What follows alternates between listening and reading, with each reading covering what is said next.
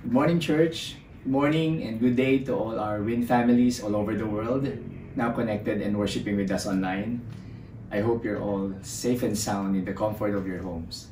Last week, we commemorated the Holy Week, where all believers remember the passion and resurrection of our Lord Jesus. And Jairil delivered a powerful encouragement to all of us to stand firm, for the resurrection is confirmed. And so therefore, we commit ourselves fully to the work of the Lord, for our labor in the Lord is not in vain. So thank you, Jairil, for that wonderful message. And for today, we allow to pick up from there and start our conversation with that calling upon all of us to stand firm and be faithful. And I guess there's no better person to learn than the father of faith himself, also known as the father of many nations, aka Father Abraham. Yes, you and I can call Abraham father, for the Bible has given us and all believers the right to call him so. In fact, St. Paul wrote to the Galatians, who were non-Jews like us, saying, if you belong to Christ, then you are Abraham's seed and heir. Yes, we are. You are spiritual children according to the promise. Galatians 3:29. Who made that promise?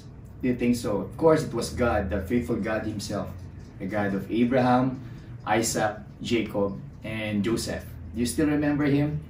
So in a way, our message today would be as another prequel to our yet unfinished church series, Throne to the Throne, the famous life story of Joseph the Dreamer. Well, I hope in the midst of all this COVID-19 chaos, we have not forgotten Joseph.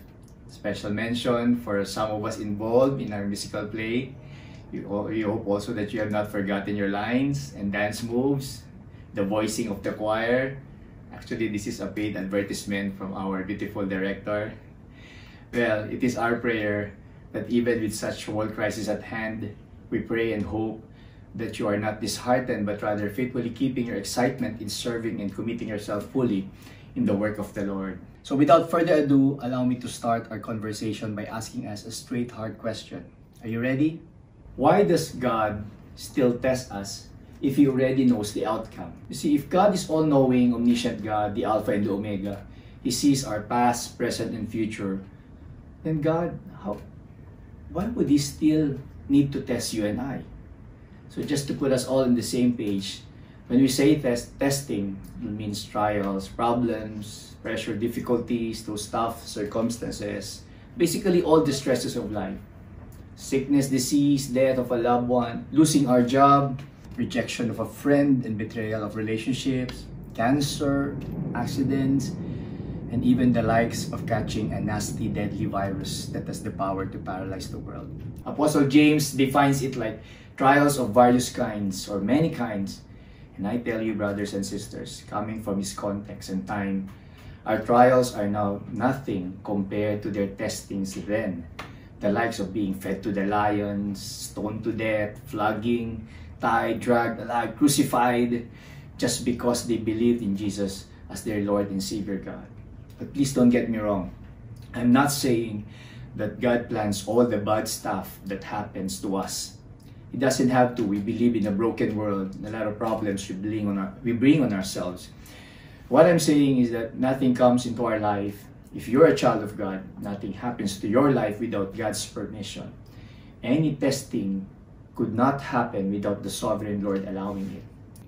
And God, in all His wisdom and all-knowing, works all things, both good and bad, for the good of those who love Him and who is called according to His purpose and plan. Our favorite verse, Romans 8:28. But again, if the intention, the purpose of God for testing us is definitely not for Him to know whether we pass or fail, or whether we remain faithful or not, since He already knows this, so what do you think is the reason why He tells us? As high as God's reasoning and purpose, we can only guess why. For His thoughts are much higher than our thoughts, and His ways much higher than ours. But we thank God for the Scripture, for the Bible, which gives us clues and revelation, as well as some understanding of our God's characters and ways. In the book of Genesis, chapter 22, reveals to us a powerful truth, which I believe all of us can relate to. I am pretty sure it's a familiar story to some of us, the testing of Abraham. And from here, I have found an important truth that I would like us to ponder in our hearts. A big idea that we can all apply in our lives is that our faith grows in full when we are tested by the faithful. Yes, you and I and all believers desiring And our faith in God to grow strong and mature in fullness, it can only happen when we are tested by our faithful God. Not by the enemy. Satan's testing, which is called temptation. That's a different kind of testing, which is designed for us to fail, To sin, to lose our faith in God. But the testing by God that I'm saying here is designed for us to grow and build our faith and love relationship to Him, so that once again, let's put this in our hearts, our faith grows in full when we are tested by the faithful. 100% faith, complete trust is what the Lord desires from His children. how many of us are parents? Yes, you can raise your hand from your homes. I can't see you, but the Lord can. How many of you are pleased when you see your children fully trust you? When they have full confidence in you? See, God is the same way. God is our Heavenly Father, and that God is so pleased when we fully trust Him. That's why the Bible says, without faith, it is impossible to please God. You want to make God sad, you doubt Him. On the other hand, a matured, full-grown faith in Him makes Him so happy. And I've entitled our message, A Full-Grown Faith, to challenge us all to develop our faith in God to its fullness. Please read with me now in Genesis chapter 22, and this is one of those classic chapters of the Bible which holds so much power in learning about how to grow our faith. Starting in verse 1, it says, Sometime later, God tested Abraham. He said to him, Abraham, here I am, he replied. Then God said, take your son, only son, whom you love, Isaac, and go to the region of Moriah. Sacrifice him there as a burnt offering on the mountain I will show you. So the chapter started with sometime later God tested Abraham.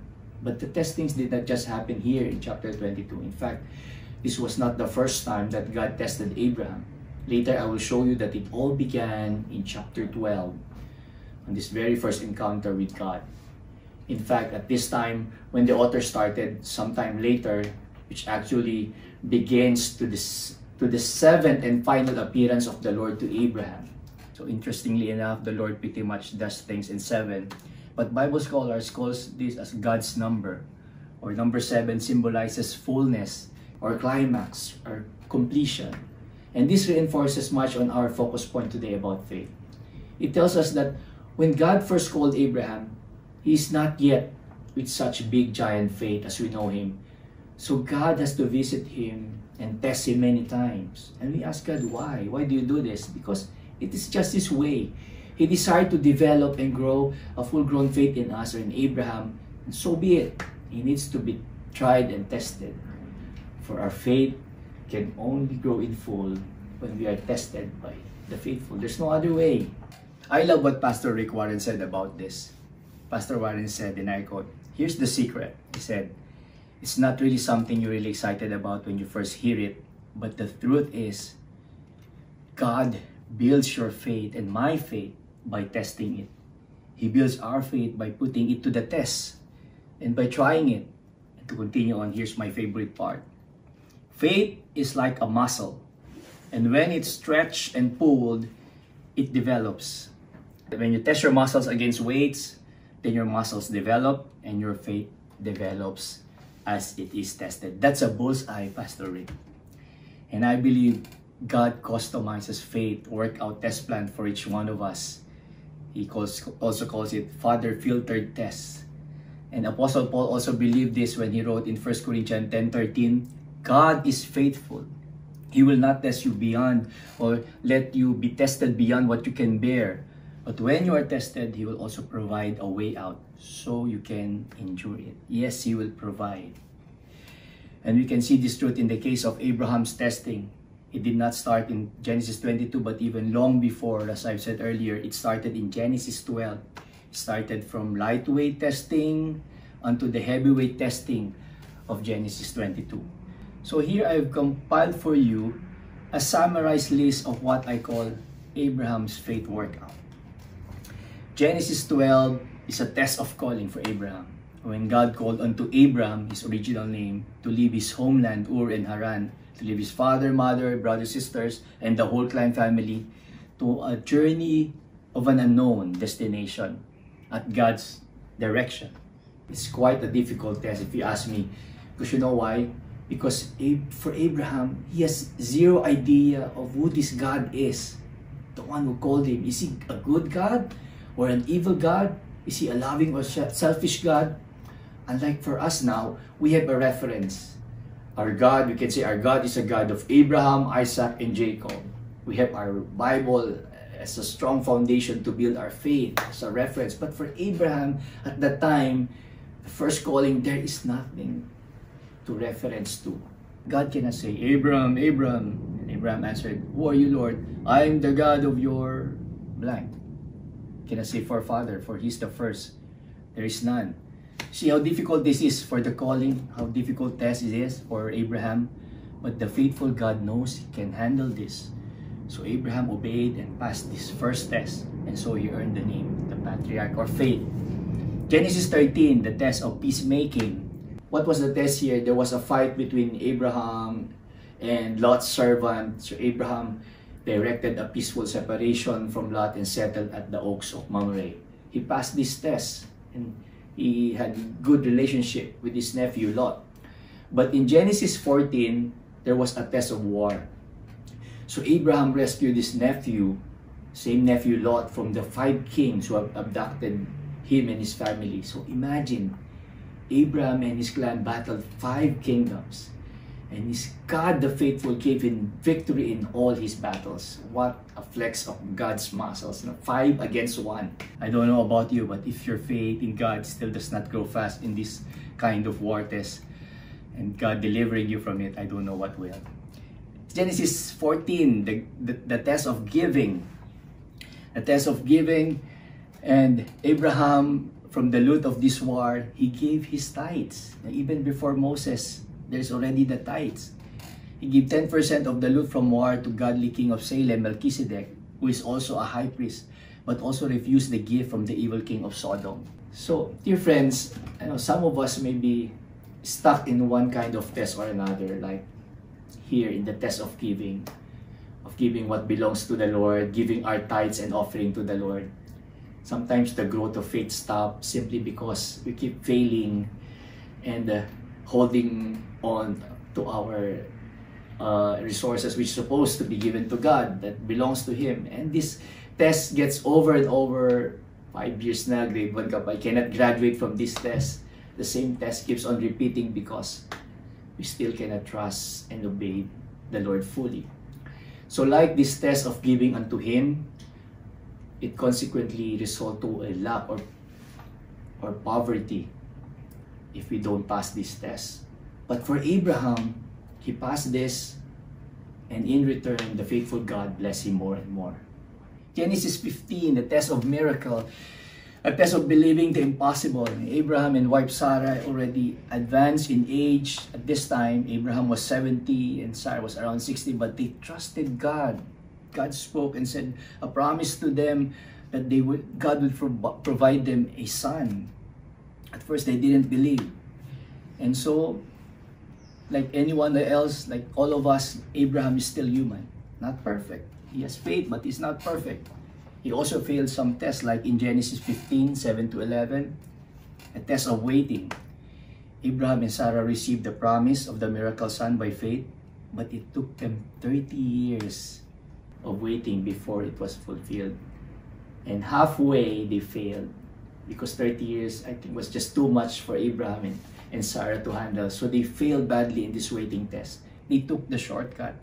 They doubted the promise. They said they were old, very old na, and they went for plan B. With Sarah's consent, Abraham slept with her slave girl, Hagar, and had a son with her named Ishmael. Test failed. Another test he failed was in Genesis 20, 1 to 17, a test of integrity. This is another test failed by Abraham, wherein he lied to a king, Egyptian king. I think the first time I read this, I can't believe that the father of faith lied, and it almost cost them their lives. But still, the faithful God saved them. Beautiful story. Please, I urge you, brothers and sisters, to read the whole story later in details. The details are very beautiful on how the faithful God delivered Abraham from all these testings. I know most of you are on lockdown right now, locked at your home, and this is the best time to read your Bible. Amen? Again, you see how God remained faithful to Abraham even when he was unfaithful. He even showed grace to correct his mistakes. You know, God also blessed his illegitimate son, Ishmael. God also saved him from the king whom he lied upon. What a great encouragement to us all. For all of us fail God in one way or another. We flop his test. And the Bible says, when we fail him, even if we are faithless, God, he remains faithful, for he cannot deny himself. 2 Timothy 2:13. He is who he is, an ever faithful God. He can never deny himself, his love, his faithfulness to us, even when we make mistakes and fail the test. Just like Father Abraham, God already knows he will fail the waiting test, the integrity test. But Abraham did not know, or maybe he just learned who this God is, that even if I fail, even if he failed those tests, God is still faithful, forgiving, saving. And I'm very sure that after this testing, Abraham's faith in God is much, much stronger than before. And he grew big after this. How about us, brothers and sisters? Do we give up on God after we made several mistakes and failures in our lives? I say, no worries. Because even if you give up on God, God will not give up on you, because he is a faithful God. He did it with Abraham. He never gave up on him. He remained with him until he sees a full-grown faith in Abraham. And so God brought him throughout unto this ultimate test of his life, the last and final test in Genesis 22, verse 1 to 12, the ultimate test of sacrifice. Verse 2 says, "Then God said, take your son, your only son, whom you love, Isaac, and go to the region of Moriah, sacrifice him there as a burnt offering on the mountain I will show you." Did you notice how the Lord speaks to Abraham about Isaac? Did you catch when God said, take your son, only son, whom you love, Isaac? Well, we know that Isaac is not the only son of Abraham. There was Ishmael. And so God has to be very, very clear to Abraham that he is asking for his most precious beloved son. What's good about this is that God acknowledged the love of Abraham as a father. God knows how much he loves him, so this Isaac is only begotten son. And that's why such test is the most difficult. Because early the next morning, Abraham got up and loaded his donkey. He took with him 2 of his servants and his son Isaac. When he had cut enough wood for the burnt offering, he sent out for the place and had told him about. And on the 3rd day, Abraham looked up and saw a place in the distance. I don't know about you, but did you notice that in these verses between 1, 2, and 3, there seems like a big gap, no? Like any good writer would overlook some stuff and left the audience hanging and reading between the lines. Verse 2, God says, offer your only beloved son.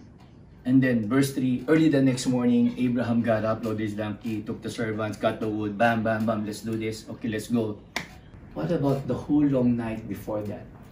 Was Abraham able to sleep at all? Did he cry to God the whole night and beg him for, Lord, to reconsider like what he bargained, when he bargained for the city of Sodom? Remember that story? Why didn't he do that for Isaac? Why did the writer spare us from reading that? In fact, even when you finish reading this whole chapter, there was not a line here that mentions how Abraham felt. Have you noticed that? Or maybe you didn't catch that, but you know, there's nothing here that mentions Abraham's feelings. And then we can only assume. So in his mind, he may be arguing to God, Lord, why? Anything but Isaac. I thought you were going to make me father of multitudes of nations. I thought you said that through Isaac, my descendants will be named. I don't understand, Lord. You can have anything but Isaac, Lord, please, please. And especially for us parents, we can relate here. Even accurately, we can assume how it feels if we put ourselves in Abraham's situation. But feelings aren't what this lesson is all about. It's about faith. It's about growing our faith that leads to unconditional obedience. And feelings is not the focus here, because feeling has nothing to do with faith. Most of the time, feelings is in contrast with faith. Imagine if Abraham listened to his feelings. I'm pretty sure it's a very sad and painful and most stressful, scary, and maybe even angry feelings towards God. How about you, dear friends? How many times have we disobeyed God and been unfaithful to God because we let our feelings stand in the way? Dear singles, when we know that a relationship is not right with the Lord, and we know that God asks of you to let go, who do you follow? What do you follow? Your faith or your feelings? Sorry, Lord, I cannot leave. I feel so happy when I'm with Him. Ow. Dear young people, when you know that your habit is not pleasing to the Lord, it's already getting you addicted, the habit is corrupting you, changing you, the Lord asks of you to give it up. Who do you follow? Faith or feelings? Oh, sorry, Lord, I cannot. It feels good when I'm doing this. Habit, it relaxes my nerves. I need this, Lord. Oh. And so we stop growing in our faith.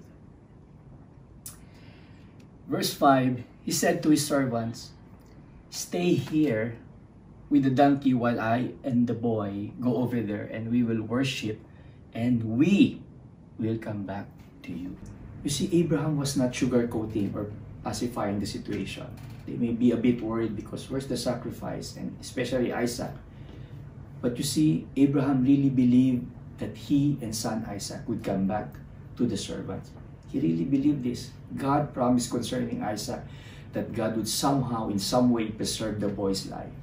Fast forward in the New Testament, the writer of Hebrews, in Hebrews chapter 11, verse 17 to 19, tells us what might be going through Abraham's heart and mind. He says, by faith, when God tested him, offered Isaac as a sacrifice, and he who had received the promise was offering up his only begotten son, it was he to whom it was said, "In Isaac your descendant shall be named." Abraham reasoned. He reasoned out that God could even raise the dead, resurrection. And so, in a manner of speaking, he did receive Isaac back from death.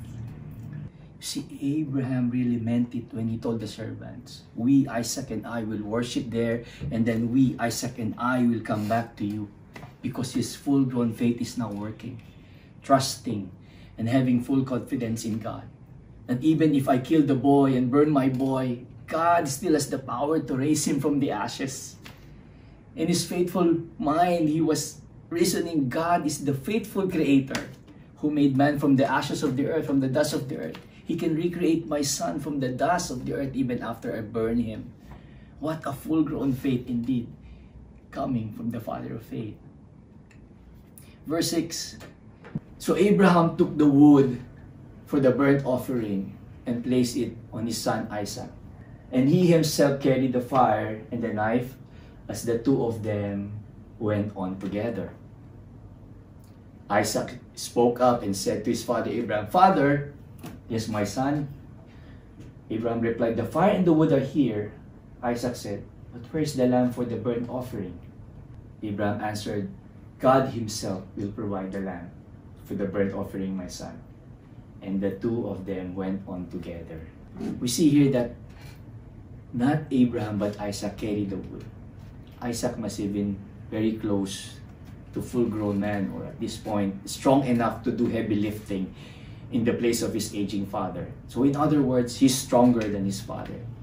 And Abraham was well over 100 years. So are you getting the picture of what's happening here? Abraham was only able to tie Isaac down and be placed on the top of the wood only because Isaac was willing to be tied down. Only because Isaac would permit his father to do so. That is why in these passages twice the author repeated the words, the two of them went on together. Isaac was willing. Why? Because his father's full-grown faith in a faithful God had already rubbed off to him. His father's faith grew on him. And we can say that for Isaac, that the words are true, that our faith grows in full when we are tested by the faithful. And I would say, just in my opinion, that Isaac's faith might even be stronger now at this point, and fuller, if I can say it that way, much more than his father. You know why? His faith is only based on his father's story of God. God speaks audibly to Abraham, his father, but not to him. Imagine if I would be Isaac, I might think that if this God of my father, that my father says, is not who he is, or is not as powerful as he is to bring me back from the dead, then I'm dead. Patay na ako. Patay na. Much more, I would have argued, hey Father, tell me, why tell me at the last minute? And then Abraham, surprise child, you're the lamb. Oh, what, at least I could have prepared my mind and my faith in taking this test. No. The Bible says Isaac went on together with his father, willingly, with his father Abraham. So you see, parents, pastors, leaders, and to all of us, it is so true that when we reach that level of maturity or fullness in faith, that confidence or strong, solid trust in the Lord, we also transfer that kind of faith to others. Parents, you transfer it to your children, leaders, to your followers, teachers, to your students, because the children, they just observe, who is this God that my parents worship and serve? And they eventually follow and grow in them a genuine full-grown faith. You know, just like this COVID virus, whether we're aware of that or not, we infect others with our faith. Your full-grown faith is more powerful and more contagious than any virus. You see, Abraham's faithfulness infected his son Isaac. Isaac infected Jacob. Jacob infected Joseph and all the next generations after them, even up to now.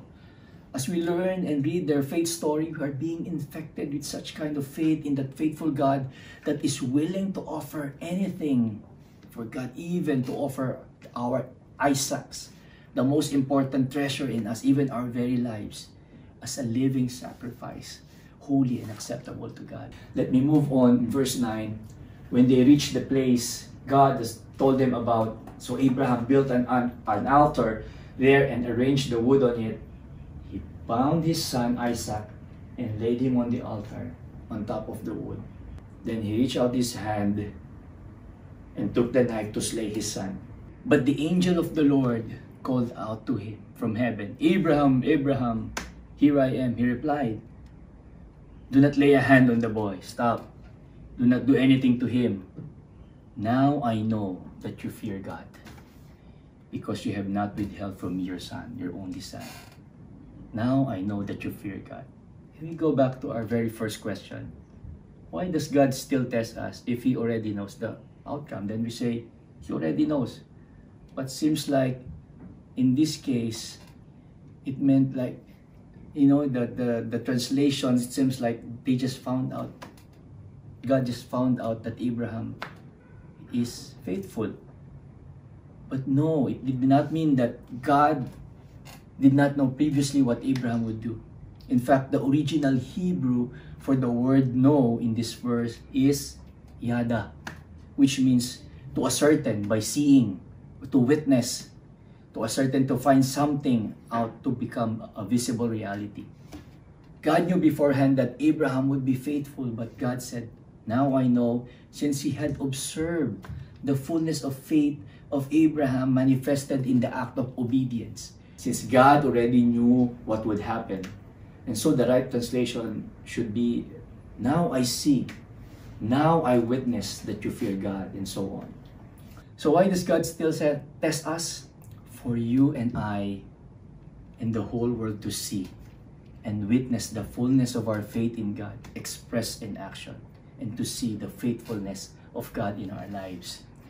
And so after the Lord saw what He's looking for in Abraham, the full-grown faith, then it is God's turn to yada, to show His faithfulness to Abraham. And so the next verses tells us that God was so pleased with Abraham, so He gave him blessings upon blessings. And let's read it all together. Abraham looked up, and there at the thicket he saw a ram caught by its horns. He went over and took the ram and sacrificed it as a burnt offering instead of his son, a substitute, a replacement. So Abraham called that place, the Lord will provide, and to this day it is said, on the mountain of the Lord it will be provided.